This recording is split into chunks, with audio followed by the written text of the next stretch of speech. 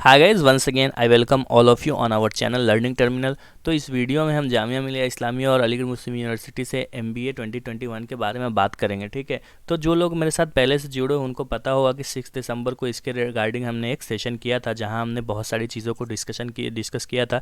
जो पॉइंट्स आपको यहाँ नीचे दिख रहे हैं, ठीक है, तो इन सब चीज़ों पर हमने बात की थी। अब देखो, बहुत सारे स्टूडेंट जो हमसे बाद में जुड़े, जो जिनको चैनल बाद में दिखा, या जिन्होंने हमसे हमसे बाद में कॉन्टैक्ट किया, तो वो हम मुझे बार बार रिक्वेस्ट कर रहे थे कि इन सब चीज़ों को मैं फिर से एक बार आपको डिटेल में बता दूं।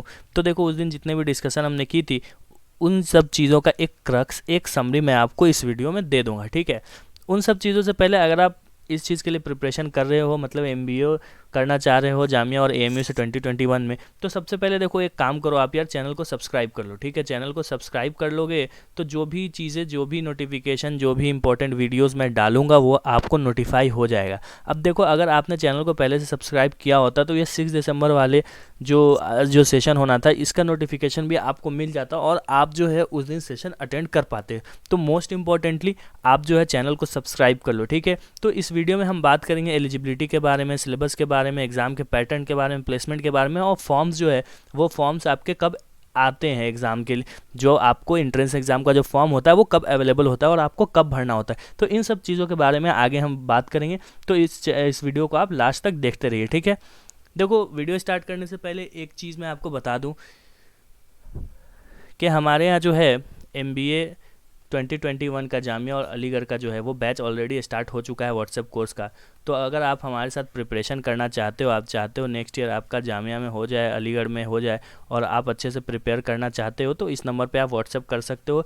ए टू जेड आपके रिटर्न से लेके जीडीपीआई तक की सारी प्रिपरेशन की जिम्मेदारी जो है वो हमारी होगी। आपको कुछ नहीं करना है, आपको बस फ़ी पे कर देनी है, उसके बाद आपको बस पढ़ाई करनी है। ठीक है, आपको कुछ भी नहीं सोचना है कि क्या पढ़े, क्या नहीं पढ़े, कैसे पढ़े। ए टू जेड सारी की सारी जो है जिम्मेदारी होगी वो हमारी होगी। ठीक है, तो आप अगर चाहते हो प्रिपेयर करना तो इस नंबर पे व्हाट्सएप कर सकते हो। ठीक है, चलो अब बात करते हैं इस वीडियो पे। तो सबसे पहले देखो, फॉर्म्स जो आते हैं, फॉर्म्स आपके फेबररी एंड या फिर मार्च स्टार्ट में आते हैं। ठीक है, तो मार्च मिड में भी आ सकता है या फिर अप्रैल में भी आ सकता है, जैसा कोविड को लेकर चीज़ें लेट चल रही हैं, तो थोड़ा बहुत इसी आसपास आपके फॉर्म आएंगे। आपका जो एग्ज़ाम होगा वो आपका होगा मई लास्ट या फिर जून स्टार्ट में, या फिर जून मिड में, या फिर जुलाई स्टार्ट में, तो हो ही जाना है। देखो, ये चीज़ें एक आध मंथ लेट हो सकती है, ठीक है, लेकिन जो आपका करिकुलम है वो ऑन टाइम स्टार्ट हो जाएगा 2021 वालों के लिए। ठीक है, वो उसमें आपकी देरी नहीं होगी। ठीक है, इसके बाद हम बात करते हैं एलिजिबिलिटी। बहुत सारे बच्चे पूछते हैं, सर एलिजिबिलिटी क्या है, एलिजिबिलिटी क्या है, हम एलिजिबल हैं या नहीं फॉर्म भरने के लिए। तो यार, सबसे पहली चीज़ जान लो, अगर आपके ग्रेजुएशन में 50% हैं तो आप जो है वो एलिजिबल हो। ठीक है, सबसे पहले ये चीज़ आप जान लो, चाहे आपने बीए किया हो, या फिर आपने बीबीए किया हो, या फिर आपने बीकॉम किया हो, कुछ भी अगर यूजी में आपके 50% हैं टोटल, तो आप एलिजिबल हो। कुछ भी नहीं सोचना है कि मेरा मैनेजमेंट बैकग्राउंड है, मैथ्स बैकग्राउंड है, इंग्लिश बैकग्राउंड है, हिस्ट्री बैकग्राउंड है, कुछ भी नहीं। सिंपल से एलिजिबिलिटी है कि आपके 50% होने चाहिए आपके यूजी में। ठीक है, बस यही एक क्राइटेरिया है एलिजिबिलिटी की, बस, इसके अलावा और कुछ भी नहीं। ठीक है, चलो इसके बाद हम बात करते हैं कि आपका जो सिलेबस है वो क्या होता है।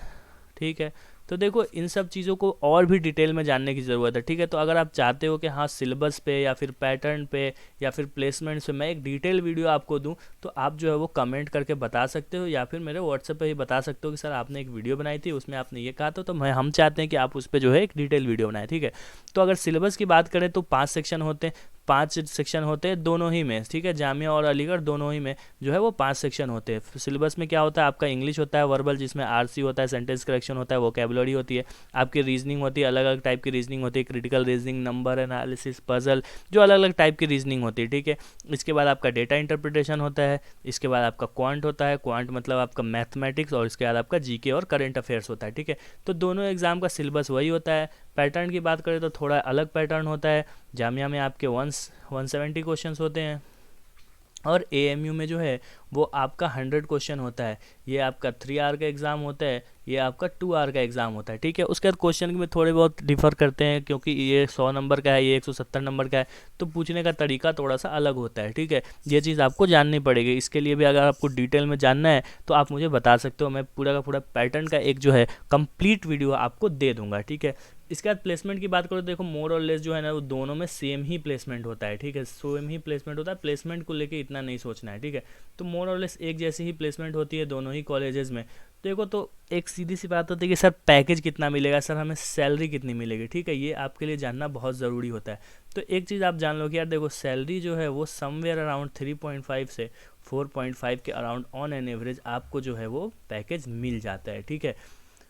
और देखो पैसा आपका लगता बहुत कम है, फ़ी बहुत कम होता है आपका, ठीक है। तो आपके ROI के according this is really good placement. देखो 6 लाख की भी प्लेसमेंट होती है लेकिन किन्हीं बच्चों की होती है, तो अगर आप डिटर्मिन्ड हो अच्छा प्लेसमेंट लेने के लिए तो आपका हो सकता है। अब देखो यार आपको सेंट्रल यूनिवर्सिटी से जो है क्यों MBA करना चाहिए, ये भी एक जो है ना बहुत अच्छा टॉपिक है जिस पे हमको बात करनी चाहिए, ठीक है। तो अगर आप चाहते हो कि मैं इस पे ही बनाऊँ कि सर JMI AMU से MBA क्यों करें, क्यों ना करें, किसको करना चाहिए किसको नहीं करना चाहिए, तो उसके लिए भी मैं एक सेपरेट वीडियो आपको बना दूंगा। आप कमेंट सेक्शन में बता सकते हो या फिर व्हाट्सएप पे बता सकते हो, ठीक है। तो देखो सेंट्रल यूनिवर्सिटी में पढ़ने का सबसे बड़ा रीज़न है कि आपके जो फ़ी है वो बहुत कम होते हैं बाकी प्राइवेट बी स्कूल से।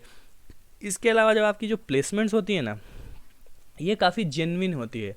अब आप कहोगे सर जेन्युइन प्लेसमेंट क्या होता है, देखो बहुत सारे प्राइवेट कॉलेजेस होते हैं जो 100% प्लेसमेंट दिखाने के लिए आपका जो है कंपनी को पैसा देकर, जी हाँ कॉलेज जो है वो कंपनी को पैसा देती है कि भैया आप जो है मेरे इतने बच्चे को उठा लो, उसके बाद एक बार उसको फिर ऑफर लेटर दे दो, उसको ले जाओ 1 महीने 2 महीने रखो, सैलरी दो ना दो या फिर जो भी करो, उसके बाद हमारी रिस्पॉन्सिबिलिटी नहीं, लेकिन जो कॉलेज जो है अपने यहाँ 100% जो है वो प्लेसमेंट दिखाती है, ठीक है। इन सब चीज़ों से आप बचते हो सेंट्रल यूनिवर्सिटी में। यहाँ की जो प्लेसमेंट्स होंगी वो 100% जेन्युइन होंगी। आपको कंपनियाँ अगर बोलेंगे कि हाँ आप सिलेक्टेड हो तो आपकी ज्वाइनिंग मिलेगी आपको, ठीक है, आपको ज्वाइनिंग कराएगी वो, और वो जेन्युइन ज्वाइनिंग होंगी। आप अच्छा परफॉर्म करो बुरा परफॉर्म करो, आपको पूरा का पूरा मौका मिलेगा वहाँ जो है आपको जो है वहाँ सर्वाइव करने का, ठीक है। अब कहीं भी किसी भी कंपनी में आप जाकर बिल्कुल 0% दोगे तो वो आपको तो हटा ही देंगे, लेकिन प्राइवेट कॉलेज में they are just seeking for some excuse कि हाँ उनको कोई भी एक बहाना मिले और वो आपको हटा दें, ठीक है।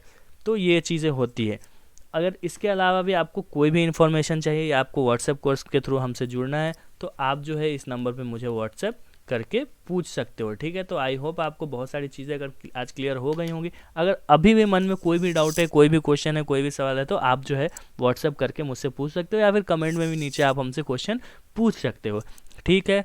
चलो bye bye, till then happy learning.